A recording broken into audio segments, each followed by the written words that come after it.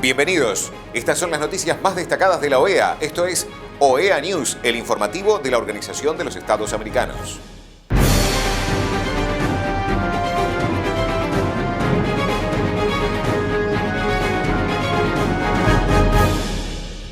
Es momento de compartir los títulos de las noticias más importantes que vamos a estar brindando a ustedes. Secretario para el Fortalecimiento de la Democracia de OEA opina sobre los tiempos inciertos. Reunión, secretario general de la OEA y directora ejecutiva de la Fundación Panamericana para el Desarrollo. La equidad de género es una prioridad para el gobierno dominicano, dijo el canciller Roberto Álvarez. Palabras de la ministra de Relaciones Exteriores de Panamá en la 52ª Asamblea General de la OEA. El secretario para el Fortalecimiento de la Democracia de la OEA, Francisco Guerrero, opina sobre los tiempos inciertos en el periódico mexicano Excelsior. Queridas lectoras y lectores de Excelsior, como cada semana, en Punto de Equilibrio, este espacio de reflexión sobre el futuro de la democracia y el desarrollo, no solo en el continente, sino también en el mundo, nos referimos al último informe que ha preparado el Programa de las Naciones Unidas para el Desarrollo, conocido como el PNUD. Este informe nos habla de un signo que estaremos viviendo en los próximos años, yo diría quizá en las próximas décadas. Viviremos tiempos inciertos, tiempos de incertidumbre porque han confluido 3 crisis brutales que han caído en la humanidad. La primera, por supuesto, la crisis de la pandemia de COVID-19, de la cual estamos apenas saliendo y hemos visto todos sus brutales efectos económicos, políticos y sociales. También la crisis que se ha generado en Europa y en el mundo por la guerra entre Ucrania y Rusia. Y finalmente los devastadores efectos del cambio climático. Esto ha generado que todos los indicadores que se habían establecido por parte del Programa de las Naciones Unidas para el Desarrollo sobre el desarrollo humano han caído, se han desplomado. Los avances que habíamos logrado en los últimos 20 años se han esfumado y esto es natural. Quienes pagan los platos rotos de estas 3 crisis confluyentes son los que menos tienen. Esto nos obliga a reflexionar porque particularmente en el continente americano la desigualdad que caracteriza a esta zona del mundo se ha hecho más evidente. Cómo atajar y cómo atender esta nueva realidad será seguramente parte de la agenda que gobiernos, organismos multilaterales, organizaciones de la sociedad civil, empresarios, tendremos que discutir para ver cómo podemos tratar de recuperar el terreno perdido. En ese sentido, el multilateralismo y el regionalismo son alternativas interesantes para que los países puedan tratar de construir un mejor futuro para sus naciones. En todo caso, estos tiempos inciertos continuarán durante un muy buen rato. El secretario general de la OEA, Luis Almagro, se reunió con la directora ejecutiva de la Fundación Panamericana para el Desarrollo, Katie Taylor, con quien conversó sobre los 60 años de trabajo conjunto y proyectos a futuro entre la Fundación y la OEA. El canciller de República Dominicana, Roberto Álvarez, participó en la 52ª Asamblea General de la OEA y dijo que la equidad de género es una prioridad para su gobierno. Quiero iniciar mis palabras agradeciendo al pueblo y gobierno de Perú y a su canciller, César Landa, por su cálida acogida y por hacer posible que podamos reunirnos nueva vez de manera presencial. Celebramos la elección del tema central de esta asamblea, Juntos contra la Desigualdad y la Discriminación, que nos permite abordar de manera integral temas como la promoción de la inclusión social, la protección de los derechos humanos y libertades fundamentales, la reducción de la brecha digital, la aplicación del enfoque de género en las políticas públicas, entre otros temas de suma importancia regional. La equidad de género es una prioridad para el gobierno dominicano, no solo afirmando que las mujeres son el pilar fundamental de la sociedad y la familia, sino adoptando activamente políticas sociales transversales que materialicen esa equidad en materia social y económica. El presupuesto general del Estado Dominicano para el 2023 ha priorizado la promoción de acciones para una cultura en igualdad, así como la prevención, atención y protección ante la violencia de género y las acciones focalizadas en las mujeres.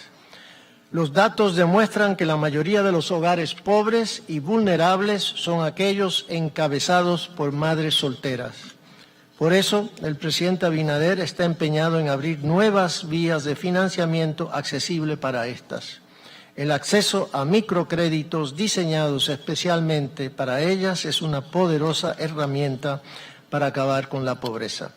Señoras y señores, la humanidad enfrenta una amenaza existencial, el cambio climático. Los pequeños estados insulares en desarrollo nos vemos afectados desproporcionadamente, pues las islas de nuestra América son ecológicamente frágiles, con recursos muy limitados.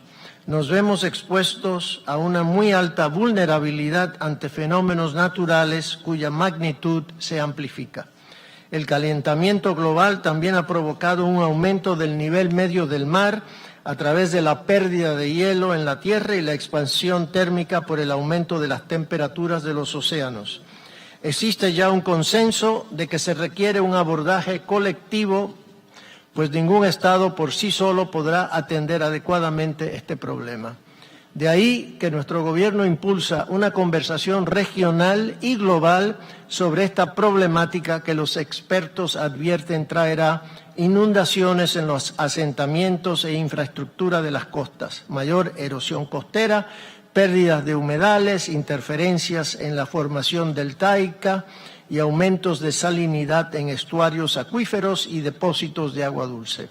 También contribuirá al desplazamiento de poblaciones y a la inseguridad alimentaria, especialmente en regiones vulnerables con niveles bajos o nulos de adaptación. La OEA debe y puede jugar un rol en el hemisferio para facilitar la conversación sobre estas implicaciones del cambio climático y sus consecuencias de mediano y largo plazo. Señoras y señores, hace un año condenamos la detención y criminalización de precandidatos presidenciales en Nicaragua y la persecución penal contra reconocidos líderes y lideresas de grupos políticos, opositores y empresariales, defensoras y defensores de derechos humanos, las iglesias, líderes estudiantiles y miembros de la prensa independiente. Pareciera que existe una ofensiva generalizada contra amplios sectores de la sociedad nicaragüense. El cierre de los espacios democráticos ha sido cada vez más asfixiante. Reiteramos nuestra preocupación por la suspensión de derechos y en especial por los ataques a la libertad de expresión y de prensa, pilar fundamental de la democracia. La ministra de Relaciones Exteriores de Panamá, Erika Muñiz, participó en la 52ª Asamblea General de la OEA. En el día antes de ayer estuve visitando el Centro de Recepción de Migrantes en Darién y para mí es importante hablarles y contarles de estos relatos porque quiero que esta oportunidad sirva para que ustedes vivan un poco el drama humano que se está viviendo todos los días en la selva del Darién. El relato que les cuento hoy es el de Sharon, una mamá que conocí de Maracaibo, Venezuela. Ella atravesó desde Venezuela, pasando por Colombia y llegó a Panamá. Tenía 5 pequeñitos con ella. La menor yo la cargué en mis brazos, estaba ardiendo en fiebre. Todos sus hijos tenían vómito y diarrea. Ellos lo que hacen es que cuando van metiéndose por la selva no llevan nada y terminan tomando agua de los ríos que los propios migrantes han contaminado. Los bracitos los tenían llenos de picadas. Aquí en este relato empiezan a ver todos los elementos que estamos viviendo en la migración. 1, el aumento desenfrenado en esta nueva ola desde hace 2 meses, pero 2, por ejemplo, las enfermedades y todo lo que se empieza a generar en esos focos cuando no pueden ser controlados. Hemos visto casos de fiebre amarilla, malaria, leishmaniasis. 2 de los niños de ella tenían los pies enlodados y sin zapatos. Cruzaron la mitad de esa selva de 8 días sin zapatos. Hay una porción de la selva que es un pantano que a un adulto de estatura normal le da al cuello, lo que significa que estos niños tenían que cargarlos entre varios adultos. Ese drama representa que esa mamá, Sharon, agarró y puso a adultos a que cargaran a sus hijos por 3 horas con la esperanza de volverlos a ver al final. Tuvo suerte y logró recuperar a todos sus hijos en el centro. Muchos no tienen esa suerte y yo quiero que ustedes sepan que en muchos casos deciden tirar a esos niños o no los vuelven a encontrar, o a veces encontramos a los niños y me pasó que encontré a niños que estaban llorando porque la mamá no cruzó. Lo que Sharon me contó es que le dijeron que el camino era fácil. Me dijo, si yo hubiera sabido por lo que iba a pasar, jamás hubiera expuesto a mis hijos. Ese es otro de los perfiles de la migración, la desinformación. Cuentan una realidad que no es, y el trayecto que no está preparado para eso, y para lo que se avecina se presenta como una aventura sencilla. Y las palabras de esa madre desesperada que decía, mis hijos ahora están traumatizados, me mandaron un contacto por Instagram, me dijeron que en un par de días estaría en Estados Unidos y una amiga me va a conseguir trabajo. Es muy distante probablemente de la realidad que esa mamá va a pasar, pero esa no lo sabe ella. Y nuevamente es parte de ese drama y de ese perfil que tenemos que entender.